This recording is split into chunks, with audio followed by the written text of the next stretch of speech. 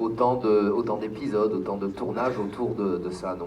Ah oui, On oui, en oui. garde- Je peux vous dire que ça marque énormément, à tel point que 20 ans après, 25 ans après, très souvent, on va faire des dédicaces, de la preuve, je suis là, on va faire des dédicaces à droite, à gauche, on nous demande, et les gens vous en parlent. Oui, oui, absolument. Moi, je sais que c'est la même chose que, alors je ne sais pas si les jeunes générations connaissent un Jean-Claude Drouot, qui a joué le rôle de Thierry Lafronde. Tout le monde l'a appelé Thierry Lafronde, alors qu'il a un CV où il a fait 10 000 choses. Mais c'est vrai que Monsieur Girard a vraiment marqué. Moi, j'ai fait plein d'autres choses, plein de téléfilms, j'ai fait d'autres émissions avant, comme le Petit Théâtre de Bouvard, qui étaient des émissions très populaires, et c'est vrai qu'on me parle essentiellement de Monsieur Girard, de Premier Baiser. Et juste, À l'époque, le producteur Jean-Luc Azoulay m'appelle et me dit « Dis donc Bruno, j'aimerais bien, est-ce que tu veux revenir là dans Les Mystères de l'amour en tant que Monsieur Girard, mais tu seras avec Annette ?»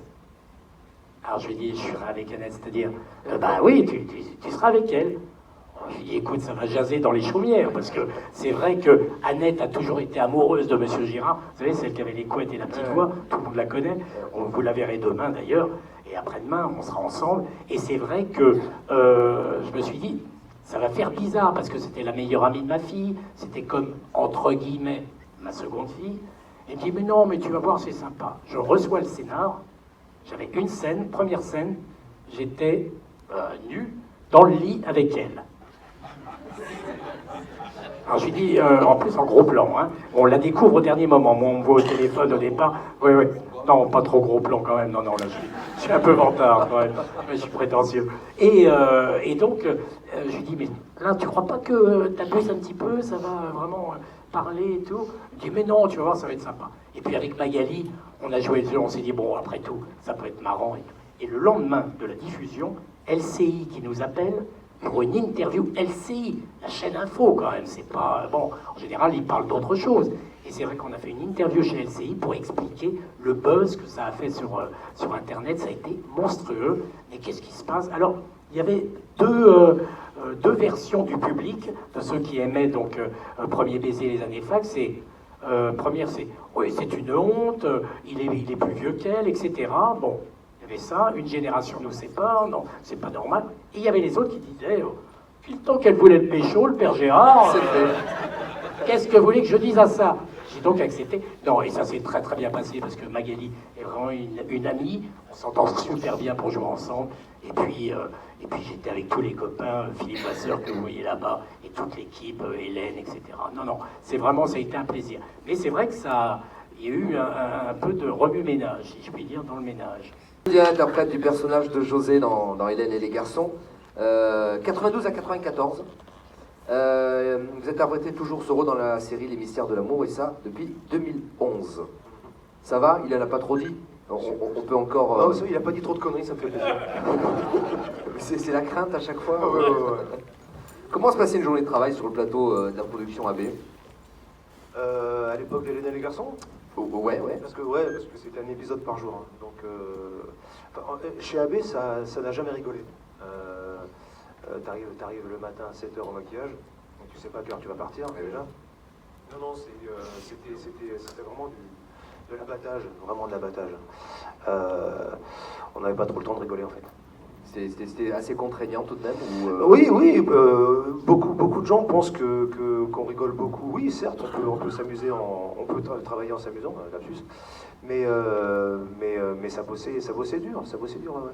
Et aujourd'hui, ça se passe comment sur C'est sur plus, le plateau? c'est plus un épisode par jour, c'est un épisode en 2 ou 3 jours, je crois.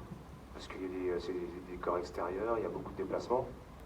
Donc c'est pas pareil. Aussi plus de 70 films à votre actif, finalement. Bruce Willis. Avec Bruce Willis. Oui, bien sûr, avec Bruce Willis. Comment on se prépare pour doubler un acteur? Alors peut-être que là, je fais appel au premier jet, au premier travail que vous avez effectué. Comment on se prépare pour ça? Déjà, on voit le film avant tout le monde. Après, vous connaissez l'acteur que vous doublez, dans le cas de Bruce Willis, c'est le cas. Si vous ne le connaissez pas, vous le regardez, vous vous imprégnez. Éventuellement, on vous passe un CD ou n'importe quoi pour que vous puissiez rentrer dans le personnage. Entendre la voix... La voix originale, c'est très important, c'est fondamental. Et puis, faut être modeste, voilà. Donc se dire que de toute façon, la personne qui est à l'écran, on l'abîmera, donc c'est bon. Est-ce que vous êtes aussi sensible, outre la voix, qui est finalement la chose essentielle que l'on perçoit quand on l'écoute, quand on l'entend, est-ce que vous êtes aussi sensible, par exemple, à sa gestuelle C'est le fond du problème. Parce que quand on est devant un micro, tout le monde s'imagine qu'on est devant un micro, là. C'est pas comme ça du tout. Le micro, il est là-haut, et puis vous jouez la comédie face à l'écran, et vous bougez comme lui, et c'est l'ingénieur du son qui vient vous chercher. Vous vous approchez, vous reculez, vous faites sur le côté, c'est l'ingé son qui fait le boulot, quoi. Mais il faut bouger de la même façon. Je vous dis ça aussi parce que finalement c'est un vrai métier d'acteur. Ah ouais. C'est un vrai métier d'acteur. Ben, on ne peut pas être autre chose qu'acteur, On est bien d'accord. comédien, quoi. C'est d'abord le théâtre, et ça il faudrait que les gens le sachent, c'est d'abord le théâtre. Et un jour, vous avez un directeur artistique qui vient vous chercher, qui vous dit « J'aime beaucoup votre voix sur scène, Patrick. Est-ce que vous voudriez faire du doublage ?» On ne dit pas doublage, alors. On dit de la post-synchronisation. Est-ce que ça vous plairait de faire de la post-synchronisation? Vous savez même pas ce que c'est, alors bon, comme ça c'est clair. Ah oui, c'est quoi? Ben écoutez, venez aux enregistrements et vous verrez ce qui se passe. Puis là, d'un seul coup, vous vous retrouvez avec des monstres qui s'appellent Dominique Paturel, Gérard Hernandez, Roger Carrel, et tout, et puis vous la regardez faire, ouais. Et c'est la panique, quoi. Voilà. Oui, je veux bien imaginer. Alors, il y a combien de temps que vous faites de la post-synchro, puisque ça s'appelle comme ça? Un peu de pudeur. Je vous en prie. J'ai commencé en 1970 par des tout petits trucs. Merci à tous, c'est charmant. Vous avez eu, je sais aussi, la chance de rencontrer Bruce Willis. Comment s'est déroulée cette rencontre? Oh bah, c'est très simple, c'est l'homme le plus charmant du monde, qui a beaucoup d'humour. Et il avait ses filles, sa fille, la plus petite, a vécu une douzaine d'années à Paris, parce qu'elle faisait des études de médecine, et maintenant elle est psychiatre. Et donc ils habitaient, c'est très marrant parce que je travaille aussi pour le groupe Énergie, donc j'habille la radio Rire et Chanson, comme ça je vous le dis. Et donc on enregistrait rue Boileau, parce que le groupe Énergie c'est rue Boileau. Puis on se croise, on discute, tout ça, on parlait de sa fille et tout, et en fait quand il venait chez sa fille, c'était exactement à 200 mètres. Alors quand vous connaissez Bruce Willis, ça donne What are you doing, Patrick? Nothing. Yes, oh, I've got a drink. Okay, here we go. Alors comme il y a un bistrot qui faisait l'angle, bon, bah, les rues Boileau. Oui, ça s'invente pas. Un non-sens. Des questions pour Patrick? Ici, c'est vous qui avez une grosse voix, non? Allez-y, poussez. Je ne mets pas le max parce que déjà. Bon. Je sais que plus ou moins il y a quelques années, vous faisiez la voix de Tom Cruise. Maintenant c'est Jean-Philippe Martin qui le fait, je crois. Est-ce que ça vous manque un peu de le faire ou pas? Enfin, du tout, c'est pas. L'histoire est très simple. Je faisais Tom Cruise et Bruce Willis. Et un jour, il y a deux distributeurs qui m'ont appelé, qui m'ont dit Patrick, pour le public, c'est quand même assez gênant, bien que je change ma voix ou n'importe quoi. Et ils m'ont dit lequel choisissez-vous des deux? Alors je suis rentré à la maison, vaste programme quand même, et j'en parle à la mère de mes enfants, mon épouse. Elle me dit, bah écoute, je vais réfléchir, je te réponds demain matin. Le lendemain matin, on prend le petit déjeuner avec les enfants, elle me dit, ça y est, j'ai trouvé, tu n'en feras aucun des deux. Je dis, ah bah c'est gentil, merci. Et donc, je lui dis, t'as peut-être raison, donc j'ai appelé les distributeurs pour leur dire, aucun des deux. Et ils ont rappelé, 4-5 heures plus tard, ils ont fait, bah ce sera Bruce Willis. C'est aussi simple que ça. Et Jean-Philippe est merveilleux sur Tom Cruise. Ancien pensionnaire de la Comédie Française également. Jean-Philippe puis Martin. Merci beaucoup, Patrick. Merci. Vous vous spécialisez dans le doublage et vous êtes surtout connu pour la voix française de Morgan Freeman.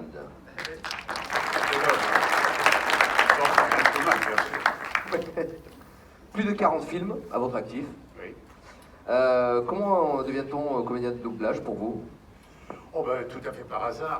Dans les années 70, on tournait beaucoup pour la télé, on tournait en extérieur. Et comme il y avait beaucoup de bruit ambiant, on se post-synchronisait après en studio. Ah ouais. Et un jour, un directeur artistique m'a dit « Mais pourquoi vous ne faites pas du doublage ?» Je lui ai dit « Parce que j'ai essayé il y a quelques années, dans les années 65, j'étais tellement innocent, bête et naïf, il faut bien le dire, et mauvais, que devant les géants, les monstres dont parlait Patrick tout à l'heure, j'étais incapable d'allonger 2 phrases d'un coup. J'avais tout simplement pas la technique et la maturité. Mais en faisant de la post-synchro, tout d'un coup, je me suis rendu compte que c'était pas facile. On acquiert la technicité. Et puis on prend de la bouteille et puis on prend un peu de talent, quoi. Puis voilà, c'est tout. Et ça a démarré comme ça. Qu'est-ce qui vous a interpellé dans ce métier? Alors volontairement, je fais la différence entre, je dirais, la post-synchro et le métier d'acteur, même si on a bien compris que c'était étroitement lié. Mais qu'est-ce qui vous interpelle Mais le doublage fait partie. Nous avons un métier formidable, être comédien ou acteur. Je fais la différence, hein, de toute façon, entre les deux. Mais c'est mon problème. C'est que, oui, un acteur, c'est un acteur de cinéma. Un comédien, c'est un comédien de théâtre. Le comédien au théâtre, il se déplace. Il change tout le temps. Au cinéma, on vous prend pour la gueule que vous avez. Et ce que vous êtes capable de faire, bien sûr. Ce qui est tout à fait différent. Bon, pour moi, le doublage fait partie d'une des disciplines de notre métier.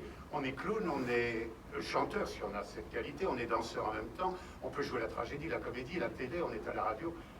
C'est une des disciplines de l'éventail de notre profession. Donc y être présent un peu partout, si on a la chance de pouvoir y être, c'est magnifique. On n'est pas comme un boulanger qui ne ferait que de la boulangerie. On est un boulanger qui fait 50 pains différents. Oui. C'est ça la passion de notre métier. Comme elle que vous avez interprété Oh, il y en a plein, il y a... cinématographique ou autre. Hein. Attendez, c'est aussi un acteur noir. Je suis voué aux acteurs noirs. Voilà, j'ai commencé par... oh, ça y est, qu'est-ce qui m'en a parlé? James Earl Jones. Voilà, Earl Jones, oui, qui est un magnifique comédien.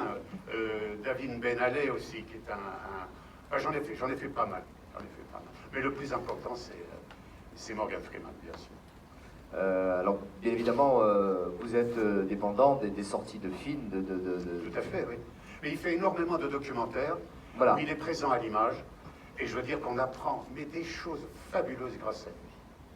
Et cet homme, moi je l'aime, je n'ai pas eu l'occasion de le rencontrer, on devait se voir à Paris au mois d'octobre dernier, puis il n'est pas venu parce qu'il était un peu souffrant. Je l'ai regretté, puis en même temps je me suis dit, mais qu'est-ce que je vais lui dire? Je vais lui dire, monsieur, je vous aime, point final. Je ne vais pas lui dire, ah, je suis votre voix. Aucun intérêt.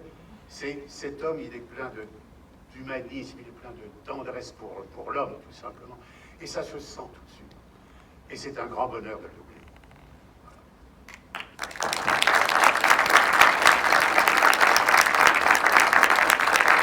Puisque, si je puis me permettre, puisque vous parliez de convention, moi c'est la première fois que je viens ici et je vous en remercie. Je vous reprends, monsieur le député, quand vous parliez de théâtre, etc. Dans les conventions, on voit les mangas, on voit les cosplays, on voit des démonstrations d'arts martiaux, on voit comment faire des bonsaïs. Enfin, je veux dire, il y a toute la culture japonaise. Et j'ai fait l'expérience l'année dernière de jouer une pièce théâtrale japonaise dans une convention. Et je me suis dit qu'il fallait aller vers ça, dans la mesure où on complétait complètement, c'est le cas de le dire, pardon pour ce bis repetita, on faisait un tour complet de la culture japonaise. Il faut amener le théâtre et la littérature japonaise dans les conventions. Voilà. Merci. Une question? Pour moi, en parlant de culture japonaise, je sais que vous avez prêté votre voix à Alex Louis Armstrong, Oui. métal activiste. Oui. Vous l'avez fait à de nombreuses reprises, il y a eu plein de fois où ça a été redoublé. Est-ce que vous en gardez un bon souvenir? Oh, tout à fait, oui. Tout à fait. Je n'ai jamais quitté un plateau, sauf si le film était vraiment nul. Hein. Je n'ai jamais quitté un boulot, comment dire, malheureux, sauf si j'avais conscience de ne pas être bon. D'accord?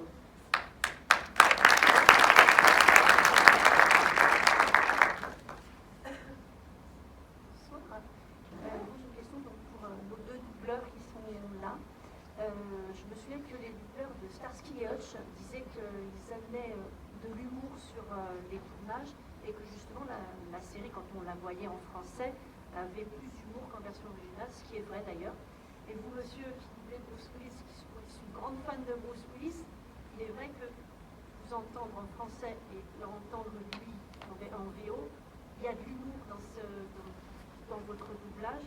Morgan Freeman, c'est différent parce que le personnage de Morgan Freeman à l'écran est toujours différent. Mais est-ce vrai que vous amenez votre petite touche perso à votre travail?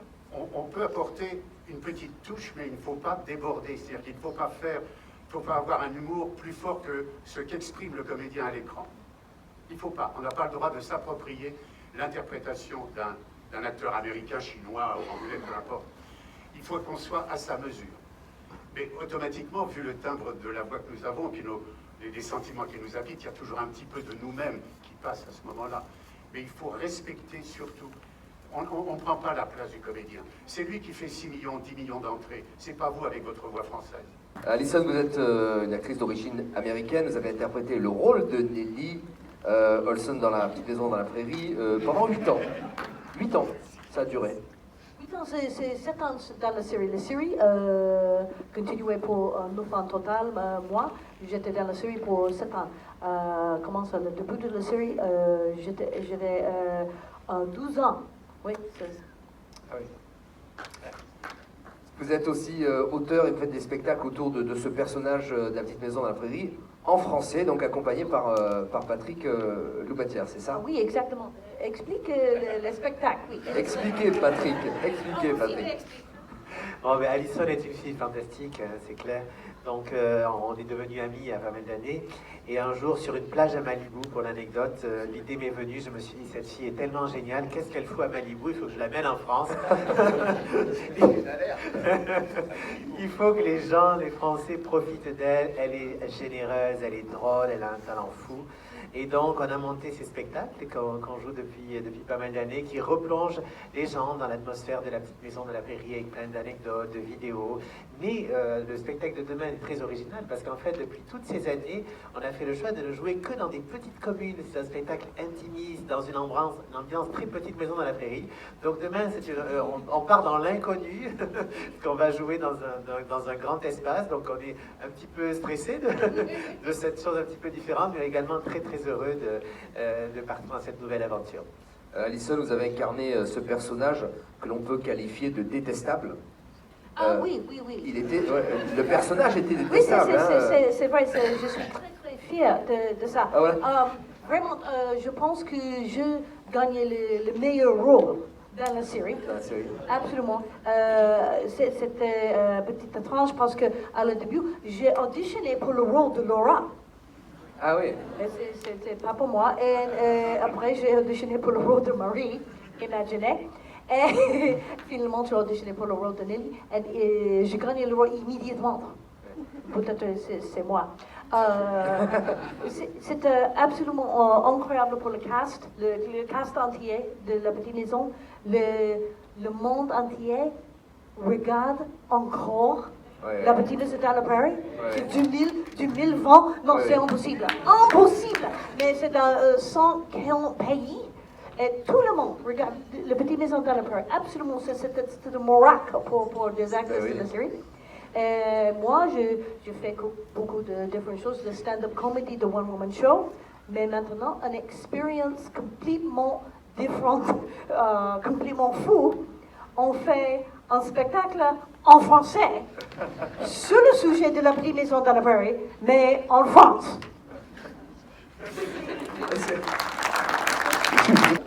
Oui, mais c'est difficile pour faire des amis à l'école. Oui, il y a des gens qui croient que La Petite Maison est complètement vraie. Ne connaît pas la différence de la télé et la réalité. Oui. Et oui, il a le gens que croit que je suis Nellie Olson vraiment. C'est un petit peu difficile. Jeter des projectiles, oui, c'est très difficile.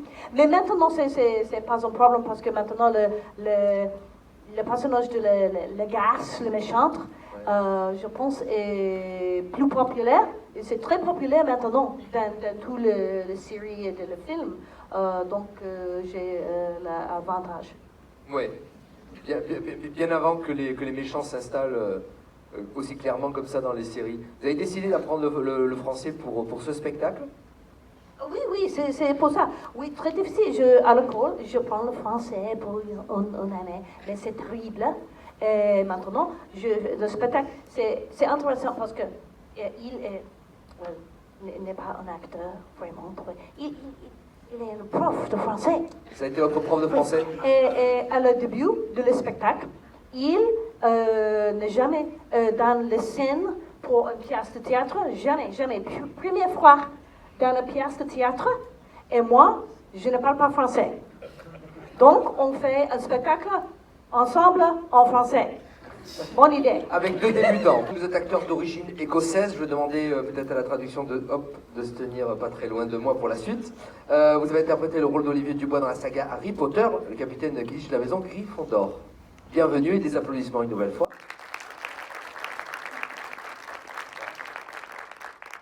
Comment réagit-on lorsqu'on apprend que l'on obtient un rôle dans cette saga comme Harry Potter? How did you react when you learned you were playing in the saga Harry Potter? I'm very happy, of course, but I was cast in the first film, and I was 17 and didn't really know what Harry Potter was. I was aware of the books as being a successful children's novel, but I didn't have any sense of the scale of it until we were well into making the films, and not really until after the films were out. So I was fairly calm, just because I didn't know. Il a été sélectionné pour jouer dans le premier film, à l'époque où les livres avaient un grand succès, mais les films pas encore tant que ça, donc il était plutôt calme, il se rendait pas compte de ce qui se passait, et c'est pas devenu quelque chose de si extraordinaire avant qu'il s'ait fait vraiment quelques films. Comment avez-vous réagi lorsque vous avez vu que ça prenait une telle proportion? Est-ce que vous, en tant qu'acteur, vous attendiez à ce succès ou pas? How did you react when you see it was like going so big, such a huge thing? Did you expect this success? I mean, I don't think anyone expected it was going to be as big as it has become.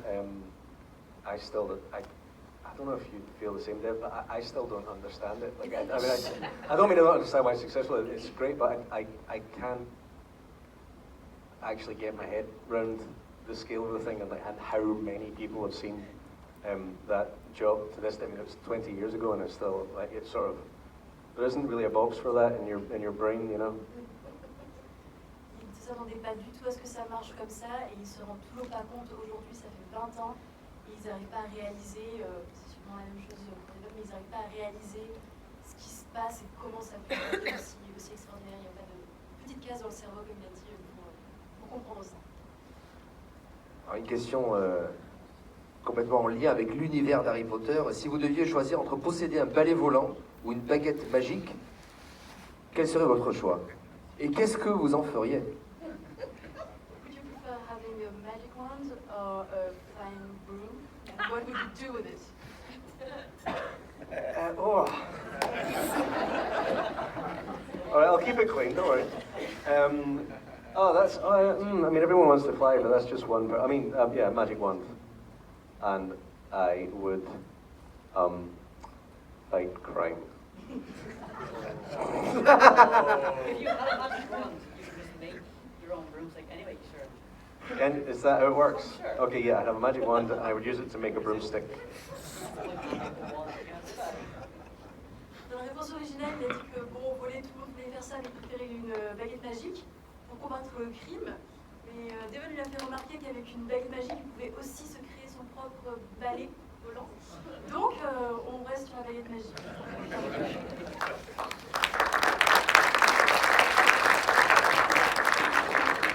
Des questions pour Sean, peut-être? Can you use a magic wand to make more magic wands?